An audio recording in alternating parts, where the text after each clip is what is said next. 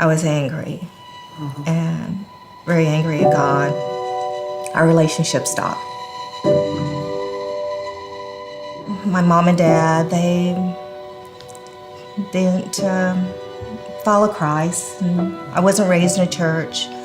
I was abused when I think it was seven years old. And that threw me into a self-destruction whirlwind of no one loved me, no one cared. When my father was so abusive, liar, didn't provide for me, he just, how can I accept Jesus as my father? To trust him. So I met my husband and we got married. Joshua came along. In December, there was an accident at his shop. He was trying to stay warm. He was mixing the lacquer together and accidentally spilt it on himself. And then the flames reached out and caught him on fire.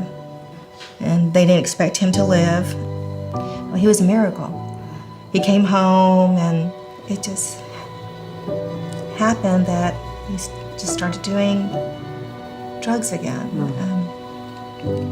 So I chose not to stay with him. After I told him I'm done, I'm getting a divorce, he told me right before I left, if you changed your mind by 10 o'clock, let me know, call me. After I let the 10 o'clock flight go, because I work for the airlines, they came and told me that our business was on fire.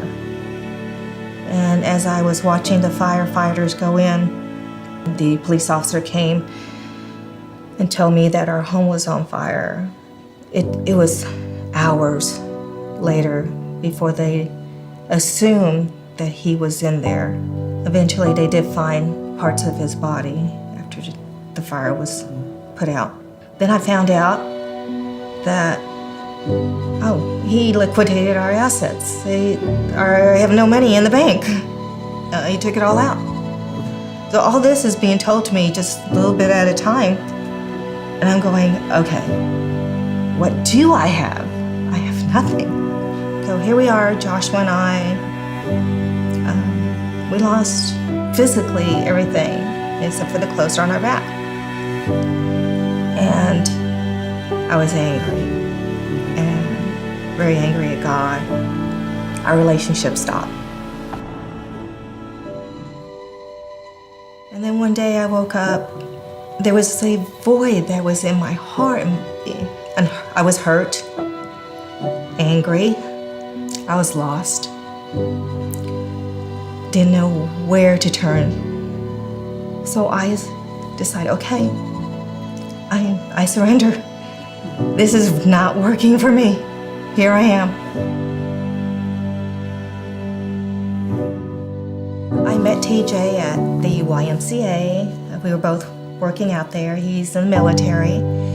So he gave me his number and I just put it in my bag and just didn't think anything of it. And then one day I decided, okay, I'm gonna give him a call. And invited him over for dinner. And we hit it off. And we were doing really good. And then Joshua got into the wrong crowd and moved to Austin. He still did drugs and was doing alcohol and just trying to fill that void. And I went to church, ran the lights. As soon as we finished the lights, we have a life group after. So I went there and I had my phone on mute. So when I turned my phone on, I had like 3 or 4 missed calls from TJ. So he told me to get home. I need you home now. So when I pulled up to our home, there was a police officer there at our home. And the first thing I thought, oh, Joshua was arrested. And it wasn't that. It was a police officer telling me that my son had passed. But the police officer was just so kind and caring, and called the coroner's office for me, and they verified it with me that it was Joshua and that he took his life, and he was gone. And all I can think of at the time is like, I'm gonna be okay. That I knew I was gonna be all right. I hurt.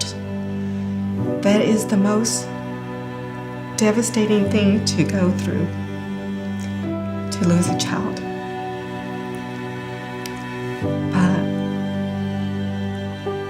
But my God is more powerful than what I was going through. This resurrection weekend, that we'll be talking about at Easter, what are some of the things that the Lord has resurrected in your life? He has resurrected hope. He has resurrected that I am worthy. And he has resurrected that no matter what I go through, he will never, ever leave me.